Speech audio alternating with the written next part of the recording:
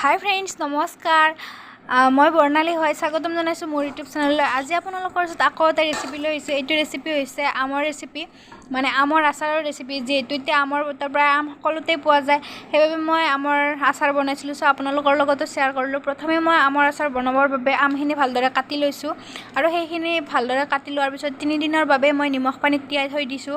3 দিন পিছত সেইখিনি উঠাই লৈ মই হালধিৰে 2 দিন ৰ'দত শুকুৱাই লৈছোঁ।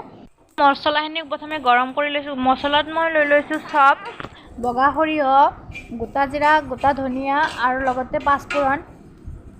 সেইখিনি মই ভালদৰে গৰম কৰি ল'ম আৰু লগতে আমাৰ ঘৰৰে জলকীয়া, শুকান জলকীয়া মই ঘৰৰে হয়, সেইখিনিও মই একেলগে দি লৈছোঁ তাত।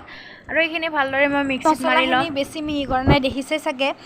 এনেকুৱাকৈ ৰাখিলে টেষ্টটো বেছি ভাল লাগে আচাৰৰ।